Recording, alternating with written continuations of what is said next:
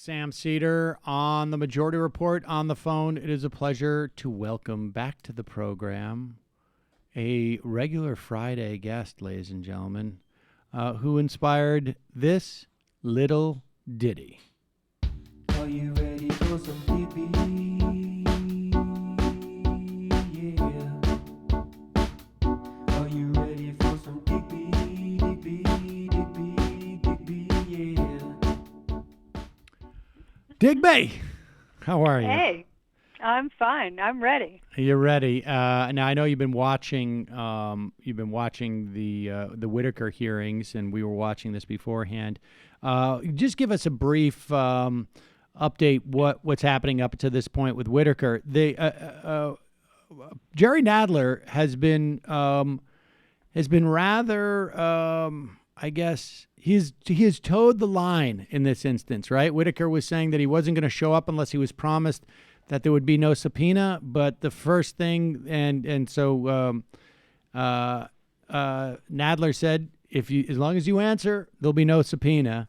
And when he got here, when he got to the committee, shortly after it was clear he was started stonewalling, Nadler said, "You know what? We could subpoena you because you're not really holding up your end of the bargain." That was pretty. I was pretty happy with that. But what's happened since then? Well, since then, as far as I know, I haven't watched for the last 10 minutes or so, but prior to that, it was pretty clear that Whitaker, he had obviously been prepped for this and was prepped with some sort of wooden, halting answers that were designed to say, I will not, discuss my private conversations. And he didn't explicitly evoke executive privilege or that weird Jeff Sessions and Steve Bannon and the rest of them who had evoked. And one of the things that Nadler was trying to do was to sort of deal with the fact that they have been in the 2 years prior coming up to the Hill and evoking this weird privilege that doesn't exist. In other words, just saying, well, I'm not going to say anything because the president might want to evoke executive privilege in the future. That's not how it works. The president has to do it. It's his privilege, and he has to say, no, you're not allowed to talk about this. That's executive privilege. So they've been trying to change that, and I think that Nadler, a lot of this thing around Whitaker and this particular, sort of controversy that's been going back and forth. I don't know if people have followed it over the last few days, but Nadler had, obviously Whitaker had been stalling and trying not to actually have to make this appearance before he left, before William Barr was confirmed. But they were unable to do it. So he ended up having to come up. And what Nadler had done back in January was sent up a series of questions, say, I'm giving you these questions in advance so that you can ask the president if he wants to invoke executive privilege. If he does, then you'll have to let us know 48 hours in advance so that we can properly prepare the committee. That's reasonable. Well, they ignored it, or he forgot or something. But in any case, he didn't respond. And so Nadler said that, they decided to hold a vote in the committee as to whether or not they would subpoena him if he decided not to show up at all, which was entirely possible. The way they were acting was that Whitaker was just going to blow off the hearing. They'd put in Barr, and that would, allegedly be the end of that. And Nadler was having none of it. So they went through this subpoena battle back and forth over the idea that, he was, he was either going to comply or they were going to start using the sanctions that they have available to them as the oversight, as the congressional oversight, and that they were going to subpoena him. Well, they went back and forth until the end of the day yesterday. Finally, it was agreed upon that he would not subpoena him if he came down to the Hill, answered the questions, and then, as you say, this is what's happened this morning. So they're continuing the hearing, but from what I understood, and I may be wrong about this, Nadler said, look, we're going to have you come back and do a deposition, and then we'll release that, under oath, and then we'll release that deposition to the public. So I don't think this is over, and I think you're right that Nadler's not playing, and neither are the rest of the committees in the Congress. They're not playing. They are absolutely going to press this stuff, and as I've been watching Whitaker this morning, he's just saying, he didn't invoke executive privilege, he's just saying, I'm not going to talk about this. He's saying, I'm refusing to talk about this stuff. I don't talk about ongoing investigations, which would be fair enough normally, but he did do it in a press conference the other day. And he also said that, he's also saying that he won't discuss his private conversations with the president, which to me indicates that he had them in some respect or another. So that's where we are today on this. And, the guy's just a dolt. He has absolutely no business being in this position at all. Let me just ask a broader question about executive privilege. So, my understanding is what they've basically been saying is that we've developed a new form of executive privilege, which is the anticipatory executive privilege, right? Because executive privilege is just specifically where the president invokes executive privilege. Nobody in the cabinet can invoke executive privilege. They don't have it. They can only communicate to the committee. The president has invoked executive privilege on this particular manner. And so what Sessions did, and I'm reiterating what you said just to make sure that I understand it too. What Sessions et al. Did was I think the president would might want to invoke executive privilege for this. So I'm invoking an anticipatory privilege associated with me about what I would anticipate the president would do with him. And that doesn't exist. That's a made up thing. What is it about the president invoking executive privilege? I mean, my understanding is all it is it's just the president invoked executive privilege and the president has a reason not to talk about it. Is it just that politically it's associated with stuff so much from Nixon that it's toxic? I mean, I don't quite understand the salience of this because it seems nobody cares about norms anyways.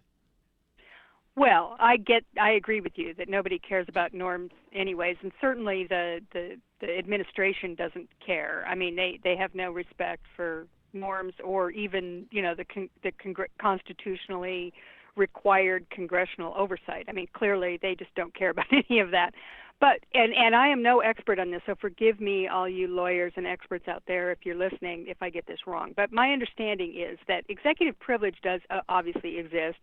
But it's never truly been litigated all the way. The reason we know it exists is because the Supreme Court agreed that it existed in the Nixon tapes case, but there were exceptions. And from what I understand from, just what I've seen by TV lawyers who talk about this, that it's not just something you can just blanket, that you would expect that you could just blanketly invoke whenever you don't want to talk about something. In other words, the president has to have a good reason for it.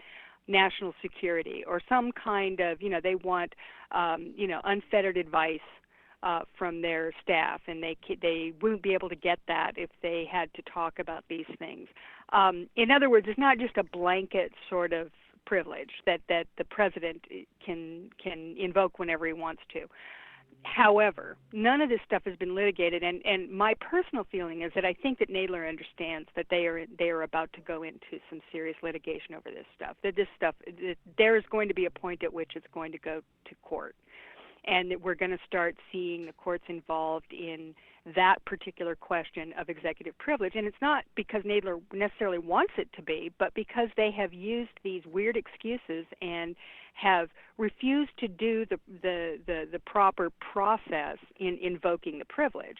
I mean, the president, for reasons that I don't understand, is refusing to do that, or at least maybe they've decided that they're going to, I mean, look, you've got some real extremist sort of lawyers on the Republican side who may have decided that they believe in unfettered executive power, that maybe they've decided that they're just going to take this all the way and say the president never has to talk about anything he doesn't want to talk about, ever, because he's the executive and it's his privilege to not say anything. And they're just going on the assumption that the American people, or at least the American people they care about, are fine with that. So, I mean, that's my guess on that Nadler and the rest of the people on the Judiciary Committee understand that this is just a beginning, and they're setting up a series of probable confrontations because they know this is going to be litigated down the road. I mean, I could be wrong. I'm just guessing on that, but that's how it looks to me. I mean, this all seems very kind of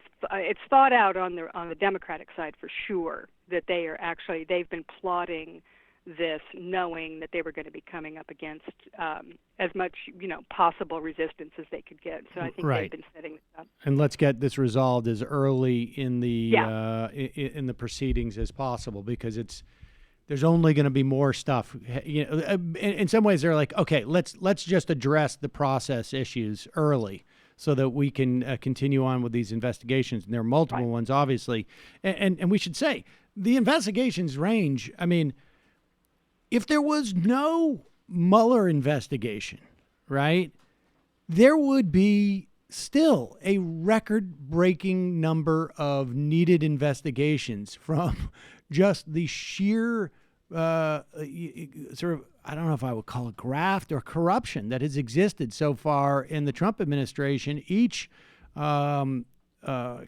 member seems to have had their own sort of uniquely impressive corruption scandal, which is Very also impressive. which we also saw this week, which was sort of fascinating. And I think so much of this stuff gets sort of rolled into the Russia investigations, but presuming there was no question of whether there was Russian collusion or whether all the lying that's gone on and all et cetera, the money laundering that probably happened under the Trump administration, I should say under the Trump Inc. This week, the Southern District of New York, just the U.S. Attorney's Office, opened up an investigation into the Trump inauguration because there was so much money raised for so little delivered. And I think, and I'm curious what you can tell us about why the Southern District of New York would have jurisdiction over this. The other question I have is, it seems to me that it's got to have something to do with that huge amount of money paid to a consultant who was a friend of Melania's. But it could be anything, right? Well, I think it's all tied up with, let me just say this. I'm not sure why it's in the Southern District of New York. You'd have to ask somebody who understands the way those jurisdictions work. But my assumption is, as a layperson, that this has something to do with the Trump Organization, which is in New York. And that there is, I read a very interesting piece this morning on the Daily Beast by Barbara McQuaid, former prosecutor, U.S. attorney. And I think she's from Michigan. In any case, she's on TV a lot, and people who watch these shows probably recognize her. But she had a very interesting take on the inauguration and some of the other stuff, because we also learned this week that the Southern District has been interviewing members of the Trump Organization. So we don't know if that's connected or whether there's something else or whether or not this is one case or, many cases. But her theory is that this is actually has the contours of a RICO investigation. And RICO is the Racketeering Act, which was created back in 1970, mostly as a way to try and get to the mob, because what they had done was organize themselves in such a way as to insulate the big bosses from any kind of criminal exposure. So they had to find a way to do it, and they created this law, which as a civil libertarian, I've often thought, boy, this is really reaching. But in this case, it may be the only way that they can do this, or at least using the premise of the sort of RICO concept of how you put together a conspiracy, that conspiracy case.